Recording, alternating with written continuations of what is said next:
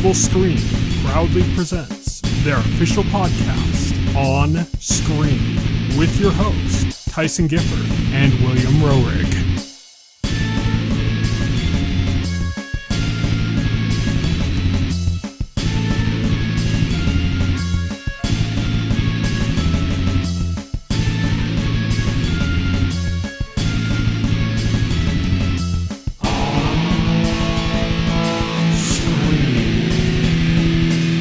Hello, everybody, and welcome to On Screen, the official podcast of the Total Screen. My name is Tyson. My name is Will. And today we are going to be talking about a few news stories, not too much, a few things coming up on the horizon, and then in full spoilers, Doctor Strange in the Multiverse of Madness. Let's kick things off with On Beat.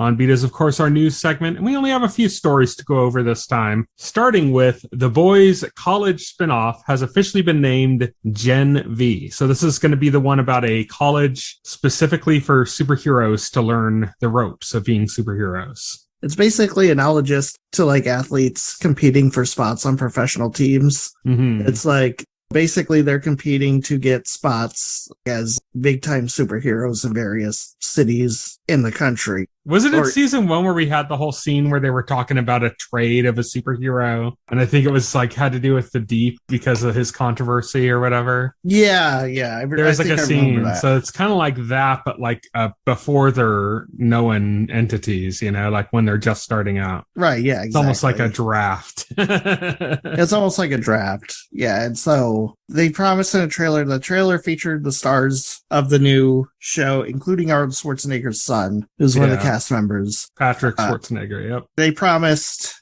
that it would be just as irreverent and violent and have everything that the main series has. Mm-hmm. So, we'll have to see. I mean, I'm willing to check it out. I think it's being done by the showrunners who did Reaper and then also did Agent Carter. Yes, which has me positive. Tara Butters, and I can't remember. Because I like both of those shows. I liked Reaper more than Agent Carter, but I thought both were good shows. Yeah, it'd be interesting to see, like, I haven't seen them go really all that extreme, so it'd be interesting to see, like, how they keep that spirit up of the boys. Right, yeah, exactly. But yeah, so that'll be Gen V. Next news story we have up is that Dune Part 2 has begun filming. They've re-announced, I guess, key crew roles, and the full cast of surviving characters are all returning. And new cast members include Austin Butler, who recently played Elvis in the movie Elvis, that's currently in theaters. Christopher Walken, who is going to play the needs no Emperor. Introduction.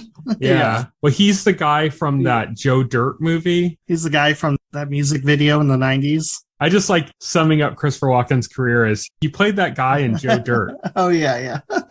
And Florence Pugh, who of course we know as Yelena in the MCU. Yeah, good additions to the cast. Looking forward to it. I enjoyed the first movie, so. Yeah, just give it to us. Yeah, exactly. That's it. It's scheduled to open on November 17th, 2023. Usually they're pretty good about keeping dates with movies unless, you know, something happens like a global pandemic. Yeah. But usually they're pretty good. It's kind of like the opposite of video games where they announce a date and then it's like, yeah, okay, we'll see. You're right. Yeah, we'll see. Sure, yeah. Sure. And then for our last news segment, we have a few trailers to talk about. First off, Beavis and Butthead. So there was a Beavis and Butthead movie. I haven't watched it. You have, right? The new movie? Beavis and Butthead Do the Universe. Yeah. Which is like a sequel to Do America, but it was also basically a 2-hour pilot for this new series. Yeah. So there's going to be a new series. This is coming in August to Paramount Plus. Yeah, and you know what? It looks like good old Beavis and Butthead. It doesn't look like it's changed at all since it was last on the air, which is good. And the thing is, now with the modern times, they have like so much more material to mine for humor with these characters. So I'm really looking forward to it. Yeah, it'll be cool to see Beavis and Butthead come back. And it'll be a reason to have Paramount Plus, which usually is just like a new Star Trek show is on that's really bad. Well, I heard the new one they have with Captain Pike is like really good. A lot of like people are praising it. I've heard it's really good by the standards of new Trek, meaning still not as good as old Trek. I heard it's a return to form. Like I heard some people like say like it's the best since Enterprise, which is not saying a lot. Like that's no, Enterprise was worse than classic Trek, but it was still classic Trek. Damn it! Yeah, that's what I said. Like I've heard it's good by the standards of of modern Trek. You know, right? Meaning it might be as good as the worst of classic Trek. My dad enjoys it, so he's a Trekkie, so I don't know. Yeah, I know some people have been enjoying it, so but that's not even what we're talking about. So yeah. The next trailer we got just dropped today as we're recording this. House of the Dragon, another trailer for that. That's coming out in August. A longer, more in-depth trailer showing just kind of a better idea. Dances with Dragons coming, baby. Yep, Dance with Dragons coming. Yeah, this is the civil war between the Targaryens, between the king's brother and his daughter, who are both vying for the Iron Throne. It's a return to all the political intrigue and stuff of Game of Thrones. My one caveat is, like, it looks good and everything. My one caveat is, like, this is going to be all about the political intrigue. And the thing with the original series is you got some breaks from that with going with Jon's story on the wall and with, like, Daenerys' story, even though that was, like, kind of tied into it. So I'm not sure, like, if all political intrigue all time is going to exhaust me or not, but we'll see. Well, we'll have to see, because these are characters that we don't know, so they might be crafting storylines with other characters that will pair in, and then they're going to cut back and forth between. But kind of like what it looks like from the trailer is if Game of Thrones took place entirely in King's Landing. Right, yeah, exactly. Like nothing took place anywhere else. But we don't know if that's actually going to be the case. I mean, that's just what we've seen. Yeah, that's just exactly. We don't know. So, I mean, it looks exciting. I'm excited for it. I'm re-upping my HBO just for this, so it better be good. Yeah. And then speaking of giant, epic, massive budgeted fantasy shows, we finally got a actual, real, full trailer for The Lord of the Rings of Power. Still doesn't really tell us that much. Yeah, unlike House of the Dragon trailer, which kind of outlined the basic, like, plot idea behind the show, this doesn't even give us that. Yeah. I mean, it feels more like everything else has felt like a teaser for sure. Yeah. So this feels more like a trailer, but it still doesn't really give us this feels like the first trailer for House of the Dragon. That would be like the parallel, you know? Yeah, exactly. I mean, I will say, we don't know what the plot is going to be, but it sure does look pretty. Yeah. Looks pretty amazing, you know? Like, there was the one line in the trailer where the guy that was played by Agent Smith in the original trilogy, his younger version talking to the girl played by the high elf queen woman or whatever from the movies, you know? Oh, yeah, I know who you're talking about. Who's like a warrior in this. And they're talking, and he said, I've seen a lot too, or something. And she says, you haven't seen what I've seen. And you see like all these bodies in a lake and then fire, like the shots from like below the lake. She's like covered in ash. Yeah. So they're kind of hinting at some big things happening. This is all second age stuff, whereas like the movies are third age, you know? Yeah. So this is all like pre-Sauron and stuff even. Yeah, this is all prequel stuff, so yeah. Yeah, but like way prequel. We'll see some elf characters we've seen in the movie, and that's it. Because everybody else is like, their ancestors haven't been born yet. So this is really old, like I said, pre-Sauron. So this is before the Rings of... And the series is called The Rings of Power, but this takes place before all of that. So I imagine it's going to eventually tie into the creation of those rings. Yeah, eventually. Yeah. Season 15. Yeah.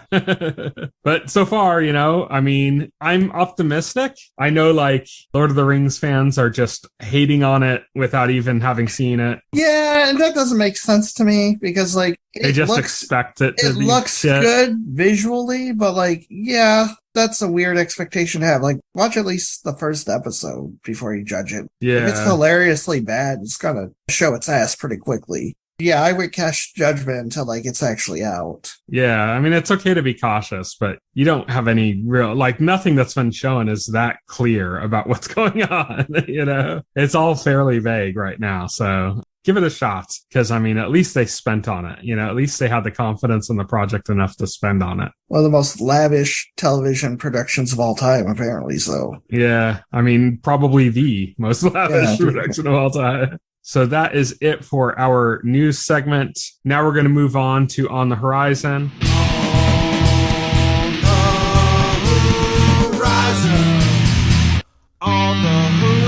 On the Horizon is where we talk about stuff that's coming up the next couple of weeks. We don't have a lot on this week's lineup here. Paper Girls is coming out on Friday, July 29th on Amazon Prime. We talked about it, I think, last week. We had a trailer for it. It's like Amazon Prime's Stranger Things. Yeah, it's going to deal with like time travel. So it's more time travel story rather than horror story. And it's going to have the same kind of nostalgia period, everything else. Even the color scheme's similar and stuff. It's got that mood, but it really just looks like Amazon Prime saying we need a Stranger Things parallel. Yeah. Whether it's good or not, we'll see. Then we have also, all of these announcements are for July 29th, but we have 2 big games coming out on the Switch. One of them coming out on basically all the systems, and one of them coming out on the Switch just alone. But let's start out with the biggest game, the most important game, the game that everyone's going to be talking about, Digimon Survive. Are you looking forward to Digimon Survive? No, I've never played a Digimon game. I've only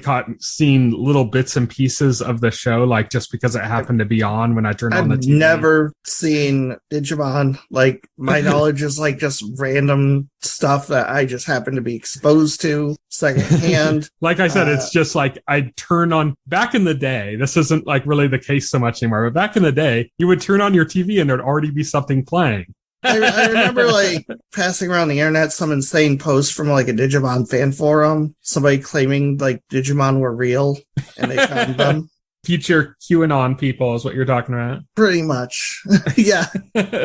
So my reaction to Digimon was always, why did they graft pieces of metal onto Pokemon? Right. Well, yeah, my reaction was, well, this is an obvious Pokemon clone, and I'm just interested in Pokemon. I'm not interested in everything that wants to be Pokemon, so I just ignored it. I didn't care about Pokemon, so for me it was like doubly. If I don't care about Pokemon, why would I even care? But I understand like that it did garner its own fan base, and there are a lot of people who grew up around that time, have like a lot of nostalgia for Digimon, so it's a good thing. And I mean, I don't know, the game looks decent for Digimon fans, but I'm just not equipped to judge it personally. The real problem is that they're launching a big open world-ish RPG on the same day as our next game we're going to mention, Xenoblade Chronicles 3. Realistically, Digimon's probably going to outsell Xenoblade Chronicles. I don't know. Digimon sales have sloped. So, like, they started out fairly strong, but the last couple games have been low. Xenoblade's like the polar opposite. Like, the first game on Wii sold, like, I think 300,000 units or something. I think it's actually more than that, but it was something, it was low. It was like less than a million. It was low. It was sold exclusively at one retailer and came out years after it was supposed to, like reluctantly, so I'm not surprised. And Xenoblade Chronicles 2 sold over 2 million units. And that was very early Switch years. This is expected to outsell that. It's already doing really, really well in pre-orders, apparently. So there's a lot of excitement for it. I'm saying that this is probably going to be over 3 million. And Digimon's probably going to be about 1 million. It's over 3 million! Over 3 million. Maybe even more. And of the 2 games, this is the only one I'm getting. Yeah. What a shock. But yeah, looking forward to that. We mentioned last week when we did On the Horizon that Live Alive comes out this Friday, so I'm going to try to finish Live Alive before Xenoblade Chronicles 3 stuff comes out. Yeah, good luck with that. I'm basically going to make it a full-time job, I think, to finish that game. But yeah, so that is our On the Horizon segment. And that takes us to our final segment, full spoilers, where we are going to be discussing Doctor Strange in the Multiverse of Madness at last.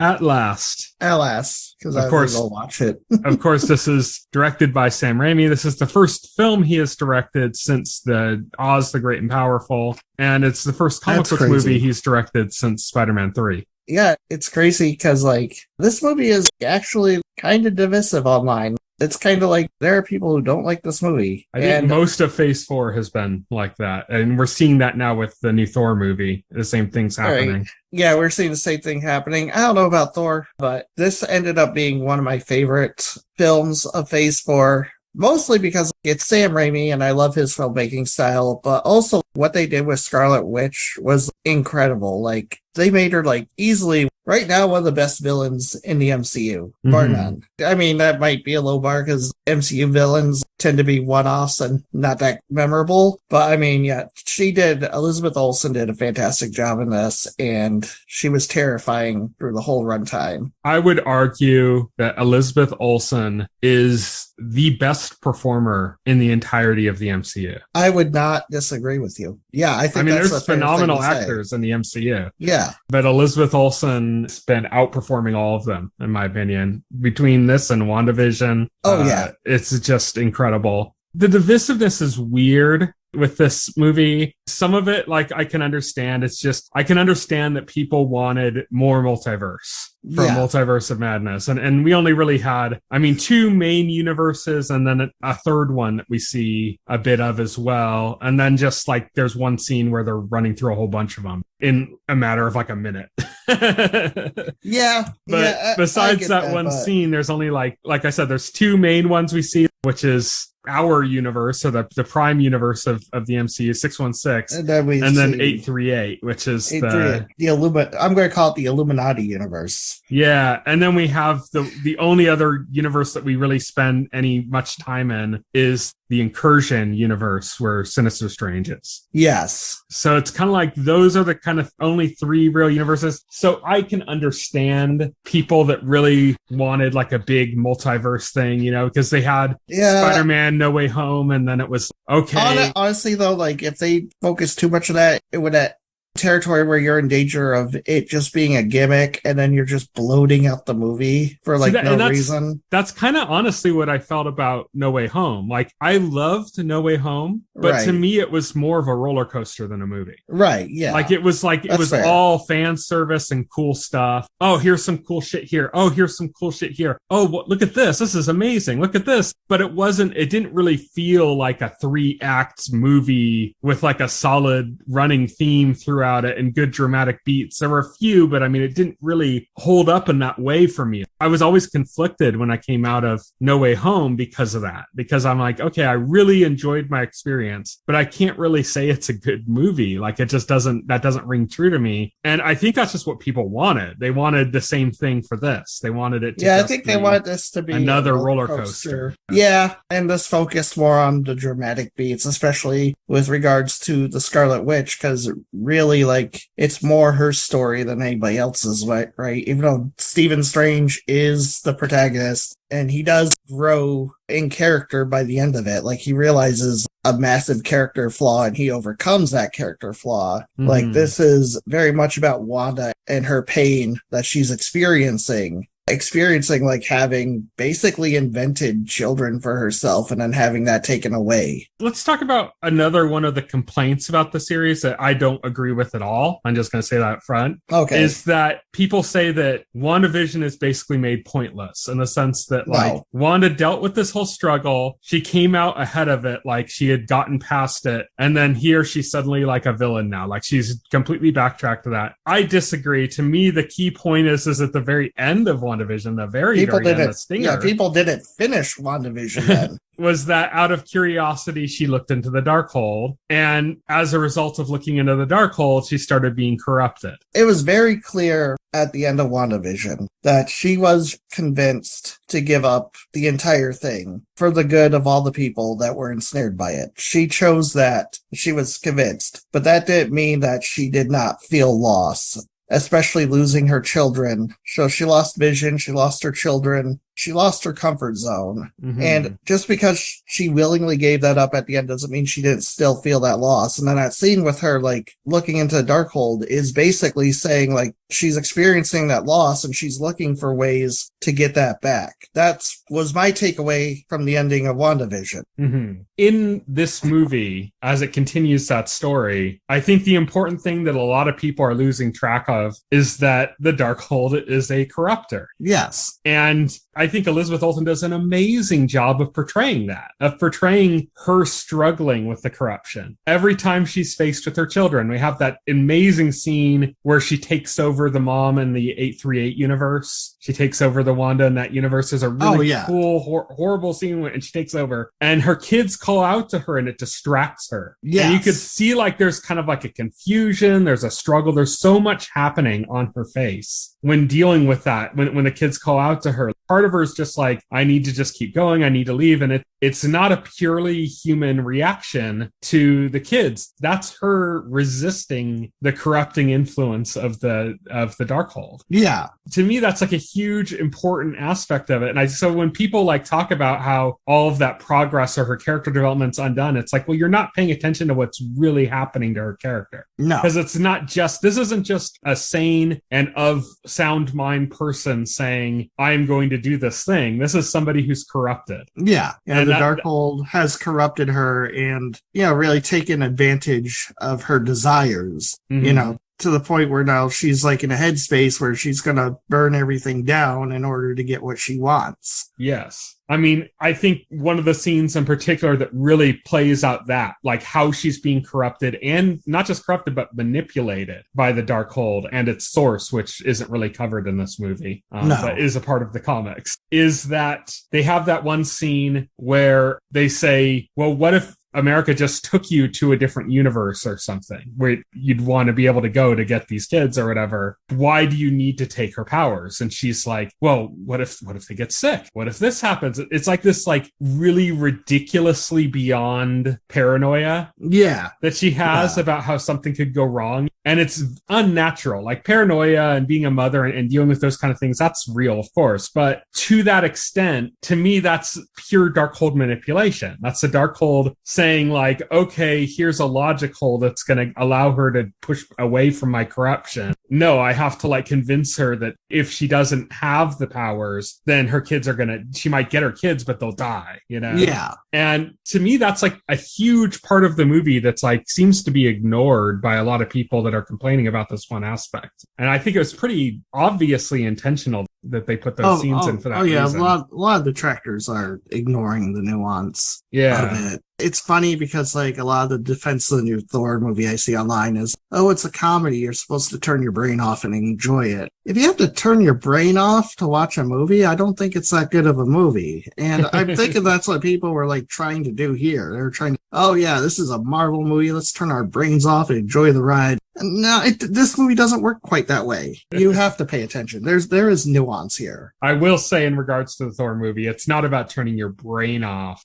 Some people have said that. Yeah. But it's not about that. It's about that you just can't take everything seriously. Like, if a character says something or does something stupid, that doesn't mean that it's, I don't know. There's a whole thing with people thinking that like anything any character says has to be the absolute truth or something. We can get to this when we do the Thor episode. Yeah. I'm just defending it in the sense that like there are absolutely ridiculous and really stupid things that happen, but that's just kind of the mood of a Taika Waititi movie, Right. Yeah. It's a different type of movie. Yeah. And again, that's another thing I want to point out. It's like this is trying to do something different. I remember originally this was supposed to be like a full horror movie. They've obviously pulled back on that, but it still has a lot of those elements to it. Yeah, we mentioned that first possession scene. Yeah. That was great. And also, like, where else in the MCU are you going to see famous superheroes just straight up murdered? Like, in gruesome ways, too. I mean, it's not gory. They don't show any gore. But the way it's done, like, it's still pretty gruesome.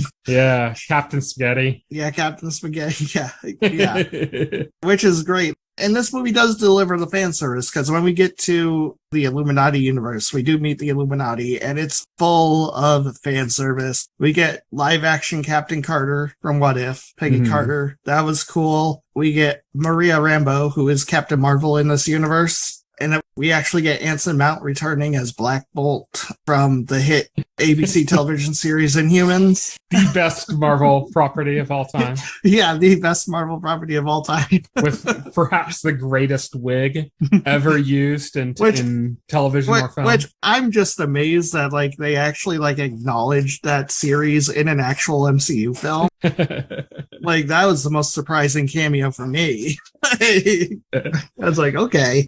I can't remember exactly what he said, but Black Bolt's real name is Blackagar Boltigan or something. Yes. And when they announced him, they said Black Bolt, Blackagar Boltigan. And Doctor Strange said something like, oh, well, how's a Goagar there again? Yeah. Of course, Baron Mordo from the first Doctor Strange movie makes a return. He is actually Supreme in that universe. Yeah, he's a Sorcerer Supreme in that universe because that universe's version of Stephen Strange was a bad boy and had to be put down. Funny enough. And then we have our two biggest cameos. Okay, these were the big crowd pleasers, fan pleaser cameos. These were first John Krasinski as Reed Richards, Mr. Fantastic, which John Krasinski has been a very popular fan casting for that character. Mm-hmm. And we got Patrick Stewart returning as Professor Charles Xavier. With that little cartoon X-Men 97 theme. Yeah. Which apparently, they're just going to run that jingle every time they mention the X-Men now. Yeah, every time. Like, a mutant X-Men anything, you're gonna hear. It's going to be constant during the first X-Men movie. It's going to be like every 2 seconds of that jingle. Yeah, just like the first 4 notes, just over and over again. Just over and over again, yeah. Which was really cool to see. And then we meet all these characters, and then we get to watch Scarlet Witch murder all of them one by one in very brutal ways. Yeah. But in very cool ways too. Not Baron Mordo. That's true. Baron Mordo's too busy fighting his mortal enemy, Stephen Strange. I like how Stephen figures out mid-fight that Baron Mordo was probably behind the downfall of that universe's Doctor Strange, because of course he was. He was the one manipulating it. Oh, I read that completely differently. I read that as that was his way of enraging him. Oh, okay. Not that it was real, but that he was using it. He noticed that he was able to piss him off. So he started playing on that to enrage him. And that's why when he came down with the sword, first thing he did was put up his cuffs to cut him in half, Or right. Yeah, that could be it too. But yeah, you already alluded to it. Let's go over the kills. Scarlet Witch turned Mr. Fantastic into Reed Richards into spaghetti, literally. Yeah. What about Blackagar Bolt again? Yeah, basically when they threatened her with the fact that he could destroy her with a whisper, she immediately got rid of his mouth and then forced him to speak, killing himself. I saw people online saying that was stupid because they're like, oh, he knows his voice is powerful. Why would he speak with no mouth and just kill himself? It's he didn't. She forced him to do that. It's obvious. Well, I don't know about that. I don't know if I can agree with that she forced him to speak, but I think that if you haven't dealt with magic of that style before, which Doctor Strange's magic can't do that, I don't think it's anything he's encountered before. Right. It doesn't matter how much training you have, you might have a reaction. Plus, he had already inhaled to speak. Oh, when they said no mouth, because they had the scene, because I noticed that when I watched it again last night before, so I'd be fresh doing the podcast. When he says he could take you out with one whisper from his mouth, you hear him inhale he's about to say something. And then she says, what mouth or something. And that it kind of stops him. And he's in that phase where he's ready to say something. And then he's absolutely shocked. Oh, yeah. She kills Captain Carter by impaling her with her own shield. Bisecting her. Yeah. And Charles Xavier was really cool. Charles Xavier actually went into her mind. So he was trying to free the psyche of the Wanda from that universe. Yeah, he was trying to free 838 Wanda from the possession of 616 Wanda. And it's this world that everything's white and there's just rubble from the past from Sokovia. And we see that the 838 is kind of trapped under the rubble and he's trying to help her out. And then you see this red clouds rolling in behind him. Yeah. And 616 Wanda snaps his neck inside of his mind. And yeah, that was brutal. But yeah, and then the other Captain Marvel. Yeah, that was kind of the weakest, probably. Yeah, that was the weakest one. It's just kind of pulled a statue down on top of her. Yeah, pretty much. Yeah, those were the big cameos, all dead. Very shocking to see in a Marvel movie, but yeah.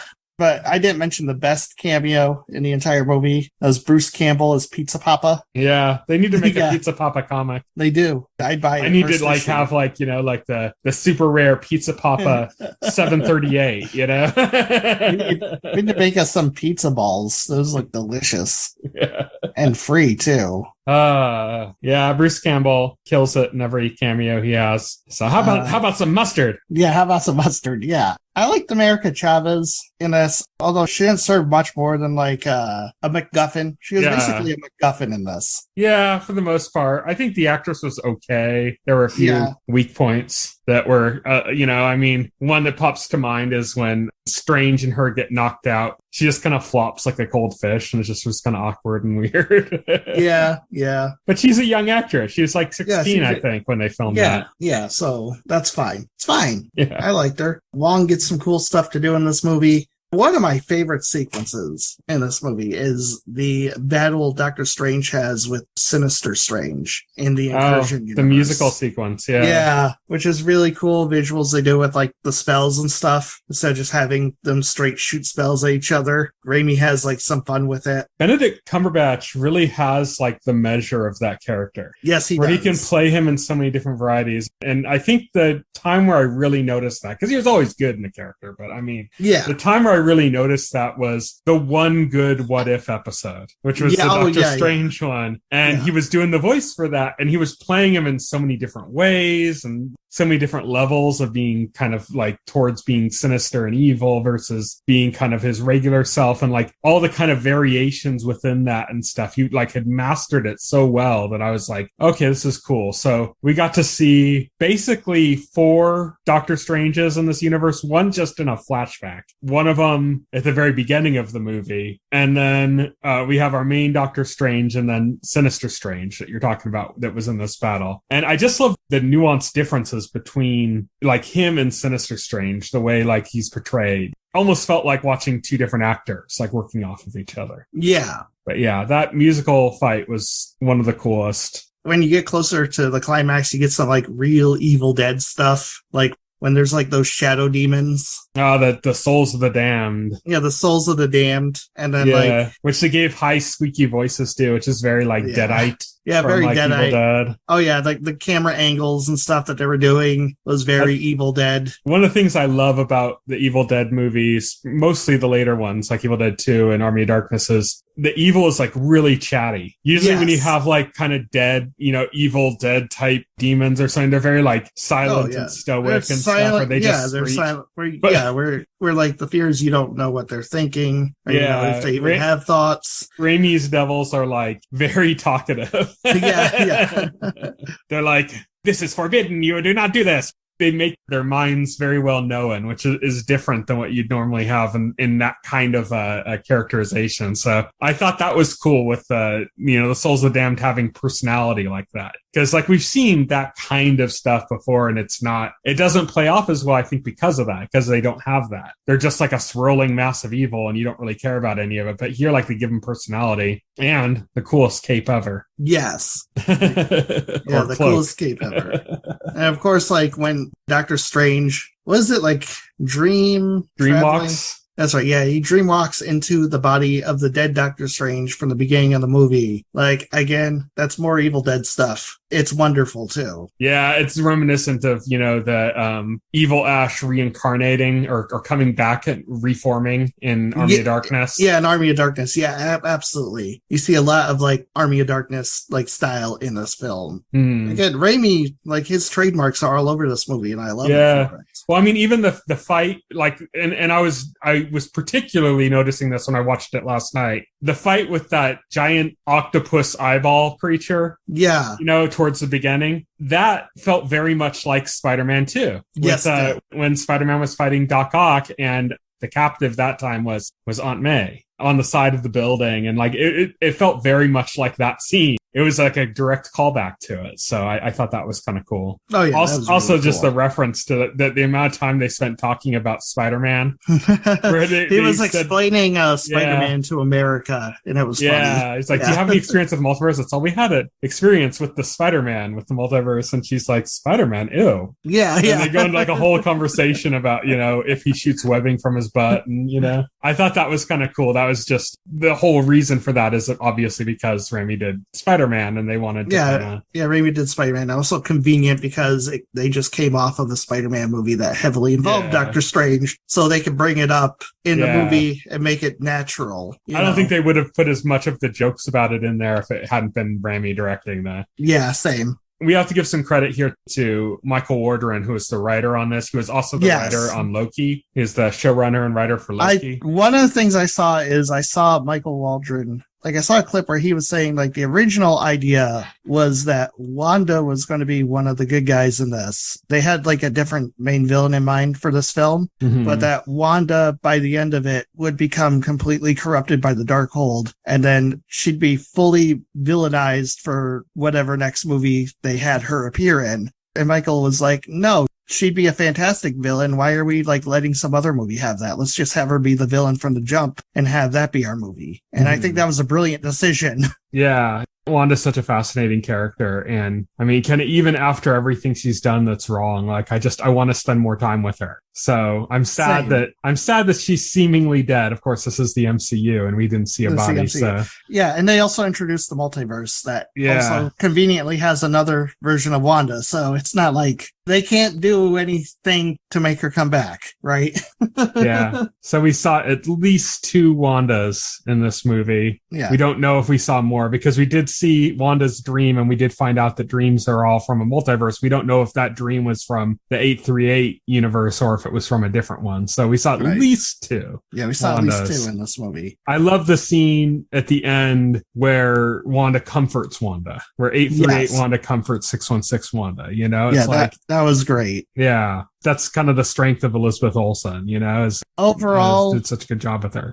Final thoughts on the film? Final thoughts on the film? Yeah. I mean, I loved it. To me, we're going to have a discussion when we do our next tier time for the MCU and figure out where we place it. Personally, I don't think I would place it S. But no, it's probably an A for me right now. Yeah, but it's really high up there. It's one of my favorites. Yeah, it's one of my favorites. Phase 4. I liked it a lot. And I think it's getting an undue amount of hate, as is Thor right now. I think people are just confused because they don't have a really solid direction of where it's going. And that's making them frustrated and angry. Yeah. And I'm kind of hoping that Marvel... That's fair, because Marvel shows the direction it's going in soon so that we can just stop hearing people bitching about it, if for no other reason. Overall, I'm not super enthusiastic about Phase 4, but it's not it hasn't been total garbage either. There's been some good stuff. Yeah. I mean, they said they are setting up towards something, and it's just, I think part of the problem is that people go oh, we knew everything that we were going with Thanos and blah, blah, blah, and all this stuff right from the beginning. And it's no, we didn't. You didn't. We didn't see Thanos until literally the last movie of Phase 1. Yeah. Thanos was the teaser at the end of Avengers, and people, including me, flipped out because we did not see that coming. Yeah. When you're watching those first Marvel movies, you don't know they're building up to anything except the Avengers. Yeah. Come on. You don't even really get an understanding of there being Infinity Stones involved until they disguise that. It's the Tesseract disguises an Infinity Stone, so there's right. And I think that the reason why people are having so much trouble dealing with it here is that Phase 1 was 4 movies or 4 or 5 movies? 5 movies. Phase 1 was 5 movies. We're way past 5 projects since we count TV series now as well in Phase 4. The thing is that the MCU's broadened. So we have to touch base in all these different areas, and we're continuing to broaden. So you're touching base in new areas as well. And so I look at it as we're not going to know know where our next direction is until the end of phase 4. That's, they already said that there's no Avengers movie in phase 4. So we're going to get kind of where our new direction is going to be. To me, that's the end of phase 4 that we're getting that. That's what it seems to me that it's going to be. And that's exactly what happened with phase 1, is that we didn't get that until the very end, literally the stinger at the very end of the last movie of phase 4. Right. So I think that's where I think people need to think about this as where it's going. And, I hope we get there soon, just because, like I said, if for no other reason, I'm sick of hearing people whine about it. Right. Yeah. I want to talk about one of the issues I did have with the movie, and it sounds very nitpicky, but it just really bothers me when stuff like this happens. This has to do with the end of the movie. So the movie ends before the stingers. The movie ends, Strange is walking down the street. You hear a guitar chord. He kind of flinches. He falls over and he leans his head back and the third eye opens. Again, that is very Raimi to have that. The issue I have isn't with that. The issue I have is that on the next stinger begins with him again, happy-go-lucky, walking down the street. Yeah, they repeat that, and it's weird. Yeah, it was weird because when I saw happen twice in a row, I'm like, why are they repeating this? That's something I really have an issue with in movies when they do that, when you get a repeat scene. And what probably ended up happening was there was some editing and some changes that were happening with the way the movie ended. Just the exact way in which it ended. That was probably in flux and being played with all the way up kind of close to release. And the scene with Charlize Theron playing Clea in that stinger scene was probably already filmed at that point. Yeah. After he gets his third eye, which is corruption from the Darkhold, by the way, is where Doctor Strange gets his third eye. That's corruption from the Darkhold. After that, we get a scene where Clea shows up. Clea is another powerful sorcerer or sorceress, and also frequent love interest for Stephen Strange in the comics. And she beckons him to go on an adventure for presumably the third movie. I think the original, I heard that there was an original idea for the ending that was going to be that Sinister Strange swapped places with 616 Strange. Yeah, the eye was supposed to be your cue that's actually Sinister Strange. I'm glad they didn't do that because that's kind of lame. I'm glad this is happening to the real Doctor Strange because that's more interesting to me. But I think the way they corrected that is clunky. Yeah, it is. I think I wish they had found a different way to present that. That's kind of, I think, my biggest gripe with the movie. When I saw that, I was kind of that kind of just didn't sit right with me. It's just the way it was cut together, and with the repeating of the scene, basically. But that was kind of my one main issue. I did absolutely love, though, was the second stinger being this kind of both an end to a scene that began in the movie, but also basically a statement, a meta statement. The movie's over, it's over. It's over. It's over. Everybody in the theater kind of chuckled. Having Bruce Campbell get the final stinger. That was great. Yeah, everybody kind of chuckled when he said, "It's over," right to the screen, yeah. I thought that was good. So, but yeah, I really dug the movie. I'm looking forward to when we're going to rank it. Yeah, me too. I really enjoyed it. All right. So that is it for full spoilers and our discussion of Doctor Strange in the Multiverse of Madness. Next week, we were going to talk about something else, but then we realized, Comic-Con starts literally tomorrow. By the time you're hearing this, Comic-Con's already probably in full swing, But as we're recording this, we're literally hours away from Comic-Con officially starting. So it would be kind of stupid to try to do a discussion of another show or movie or something when is Comic-Con week, there's going to be a lot to talk about. Plus it's Marvel's return to Comic-Con. So there's going to be a lot to talk about. Yeah. So this is kind of Comic-Con's making a triumphant return after 2 years, basically. And we're expecting a lot of stuff to come out of this one, more so than there was in the last one we covered, which was 2019, I think. But yeah, man, that's what we're going to be talking about next week. So look forward to that. Until then, you can follow me on Twitter. I'm at Tyson Gifford. You can follow Will. He is at Foxhole Hero. Check out our website, thetotalscreen.com. If you do want to reach us for comment, like I said, Twitter, at Tyson Gifford, at Voxel Hero. That's the best way to reach us. We're up for any kind of feedback, good, bad, or indifferent. We just want to hear back from you guys and hear what you guys think about what we're talking about. But thank you, everybody, for listening. Good night. Thank you for listening to the OnScreen podcast, the official podcast of The Total Screen. Visit our website at thetotalscreen.com. This podcast can be found on any major podcast client, including Pocket Cast and Apple Podcast. The entire backlog of this podcast and other content can be found on our YouTube channel.